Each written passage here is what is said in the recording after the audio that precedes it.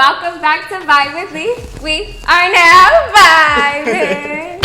Today we're gonna get down on some macaroni and cheese. This is Danny. This is my fiance's cousin. I actually met Danny for the first time on Thanksgiving, and he made this bomb-ass macaroni and cheese. And I'm like, yo, who made this macaroni and cheese? Safe to say, I'm his favorite cousin now. Of course. After the macaroni and cheese, we bonded. Like, what is it about your macaroni and cheese that makes it so bomb? Well, I would say it's the different layers of flavor that you get because I use 4 different types of cheeses usually, somewhere around that. Yeah. So what we're gonna use today is regular mild cheddar cheese, but we're gonna add some sharp white cheddar, which is gonna give it that really strong, cheesy type flavor. Okay. With the Gouda cheese, that's gonna give it more of a nutty flavor. And the last layer is a little bit of smoked Gruyere, and that's gonna be a little bit of smoky. That's flavor, bougie. Okay. What's the difference between Gruyere? I have absolutely no idea. You say because it's like a smoked flavor, yeah, right? so usually with something like that, I like to have a little bit of a different note that isn't just kind of your standard cheese. Yeah. So right now we're doing something smoked. Sometimes I'll do the Gouda smoked, and I'll just use a little bit of that instead. So just the basics are in the cheese, what I'm assuming, right? All the flavor comes from Yes, okay. Different cheeses, that's the secret.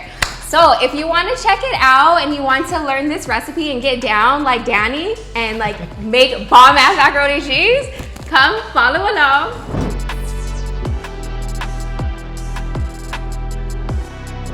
First with the roux. All right, let's start with the roux. So let's get the heat going on here. We're gonna put it low to medium heat. You don't want it to be too hot because you don't want to burn the butter or burn the roux. Definitely avoid burning butter. Okay. I like to keep it mixing around because if you let it stand, then those little bits around will kind of start to get brown. Oh, at the edges. Yeah. Okay, so you're constantly stirring, constantly moving around. Yeah. Okay. So we got the butter melted. Once you start to see some activity, some bubbles, we're gonna add the flour. So you still wanna keep it moving because we don't wanna burn the butter. Mixing, mixing, mixing. He has not stopped whisking. He's just going and going and going. Lots of patience, ladies and gentlemen. Now you can see it's like foaming up a lot more. Yeah. If you stare at it, you see little bits of movement. So we're gonna add a little bit at a time. Okay, okay. And then you whisk like crazy. Bit. You're maybe a half a teaspoon? Yep, and now you see it's bubbling like crazy because it's pretty much frying up all the flour. And then I see it's changing a little color. Yep. There's the brown. And if you smell it right now, you'll start to smell a little bit of like a floury, buttery smell, but in a little bit, it'll smell a lot more nutty. Okay. And we want to keep this whisking because you want to make sure that you don't get clumps of flour inside of your sauce. And you can start to see that it's getting like a nice nutty brown. Oh yes, I could smell it. Yep. And now you can see that it's turning into like more of a paste. Yes, it's like it's getting more thick. Yeah. Like creamy. But you gotta keep whisking. Now we have a good consistency. Okay. But we're gonna now look for that nutty flavor. So how much time would you say it takes to make the roux? I would say probably like 5 to 10 minutes. It's faster if you have it at a higher heat, but it's more risky. Okay. So for this one, we're playing it safe, keeping it low to medium. Leave it alone for 2 seconds and then mix it up a little bit. It gives it a little chance to kind of build up, to heat up thoroughly. You start to see some of the bubbles, and then before it gets too hot, before it burns, mix it. So now smell it. I can't smell anything now. So it's different, right? Like it's not the same For flour. Sure. Definitely, I see what you mean. I could smell the more nutty taste. It's not buttery, floury. Definitely very strong. All right, so we're gonna add the onion powder. Same principle, get it mixed in there. We're gonna add the garlic powder. And once we get this mixed in, we're gonna add a little bit of the turmeric. Once we add the cheese, it'll get more of like a normal color. Okay, cool. Cool. So let's pour it in slowly, and I'm gonna keep on mixing. Oh my god! Oh, you gotta pour the rest though. Okay.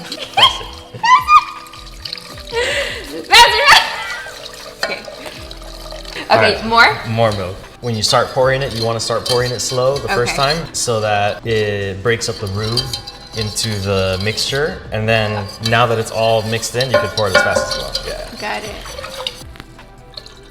All right.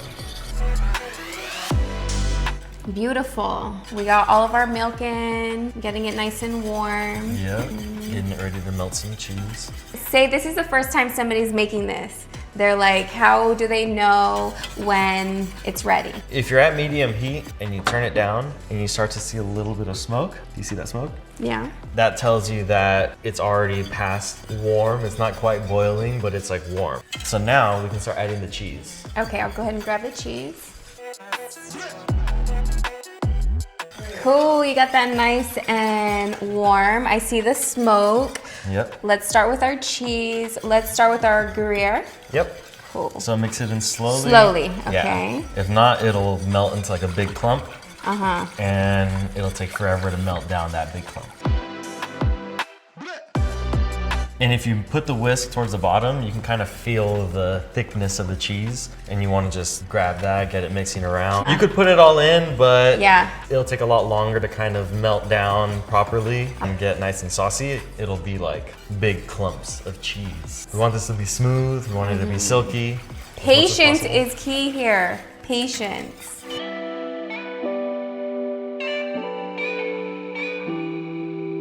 If something's burning on the bottom and sticking, a lot of times you can feel it with the whisk. Got it. If you feel some type of like resistance, then that's a bad sign. We got to get that off or else it's just gonna get more stuck. Any type of movement to get it around is good, so because whatever passes the time best. No kidding. We've been mixing now for 25 minutes. Yeah. Hey. All right, we're gonna add the last bit.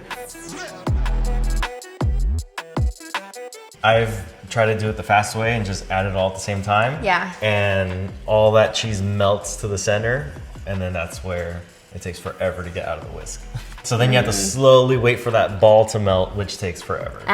Slow and steady. Slow and steady. Okay, so how do we know when this is done? We want to make sure that all the clumps are gone. Yeah. So now that it's a little more saucy, we can kind of be a little more aggressive with it. Beat it up. Yeah, beat it up. And you can kind of see all the cheese up there. We got everything melted. There's still gonna be some on the whisk, but overall, if you mix it around, like you're not gonna see clumps anywhere. Right. If you mix it around, it's like a lot thicker than it was earlier. Yep. It's more saucy. And as we bake it in the oven later on, it's gonna get even saucier. Okay, let's talk pasta. What you got? We have the pasta, we have a pot of water, and we have salt. Anytime you're making pasta, you want to make sure you're adding a lot of salt. You essentially want it to cook in like a salt water bath.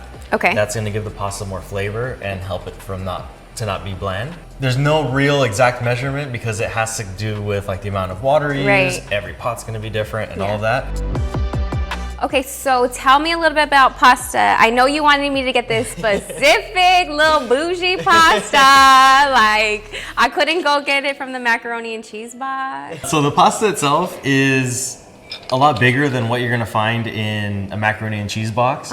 You want it to have a very deep opening. The bigger the opening, the more cheese that can be held inside. And also the outside has the little ridges. Those little ridges, when they cook, it's gonna be able to absorb the pasta as well. So this one in particular is called conchigli. Conchigli. I'll go ahead and link this in the description below, show you what we're working with. So we just poured in the pasta. We wanted to continuously mix. If you don't mix it, the pasta ends up sticking together. And where it sticks, it ends up not cooking the same as the outside. So that's where, if you ever had pasta and noodles are stuck together, it could be like hard. Yeah, you don't want that. All you gotta do is mix it. We don't want to cook it where it's very soft. Okay. You want it to have a little bit of a bite to it. Because then when you bake it, it's gonna cook a little bit more. And like that, you're not eating mushy macaroni and cheese. Oh like to grab one of them. Yeah. Good to go.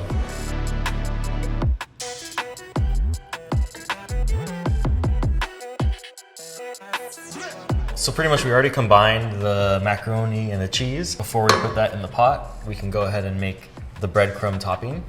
All right, so we have our macaroni looking nice and tasty. Okay, so what are we doing next? We're gonna make the breadcrumb topping. So we're gonna combine breadcrumbs, which we have in the bowl, Parmesan cheese, and softened butter. So just mix that all up as much as you can. So, what are we doing now? All right, so now we combine everything.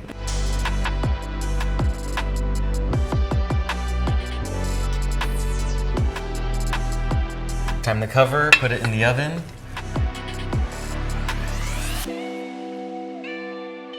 We're gonna take the lid off and bump it up to 400 and cook for 15 more minutes. Sorry, my left eye's like watering. It's just so crying. beautiful. He's so excited. I've been waiting for this all day. So let's go ahead and dig in. I'm gonna try it. Are you ready? Yep. Let's go. You're gonna hear a crunch when you break through the top. Oh my god, yes. You just hear it like so ooey gooey in the middle. Ready? That's fucking bomb. Like the breadcrumbs on top have a really nice crunch. And you would think that it's like super like crazy cheesy, but it's not over cheesy. Like it's perfectly balanced. It's hot. Really hot. But don't give a f. It's like too bomb. It's so bomb. It's worth the burn. You gotta have the breadcrumbs, because if not, then it's too much macaroni. There's nothing to break up the texture. Right. It adds a really good crunch. Every time you make it, you could use different cheeses, and it tastes different every time, but every time it's bomb. Are you tired of boring boxed mac and cheese? Be tired no more. Do you have a little bit of patience? And can you mix? Oh my god. Yo, I'm not gonna lie. Making this mac and cheese took some time. Patience. Took some patience. A lot of stirring. A lot of mixing. But all worth it.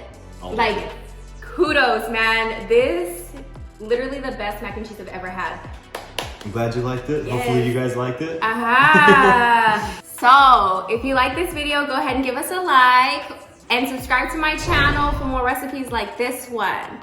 Don't forget to hit that notification bell so you get notified every single time I post. We're posting every week, so you want to stay up to date, okay? I want to know, how's Thanksgiving? What are you guys doing? Like, what are you making? What are the good dishes? What are the best dishes? Like, what are the dishes that you tasted? Let me know down in the comments below. I just wanted to thank Danny. Thank you so much for coming on. This dish was super delicious. Anytime. Thanks so much for vibing. We'll see you soon with a new recipe. Peace. Thank you so much. Oh my gosh. So let's start with the Gurrier. Alexa, how do you say it? Gurrier. You got that nice and mixing. Let's start with the Gurrier.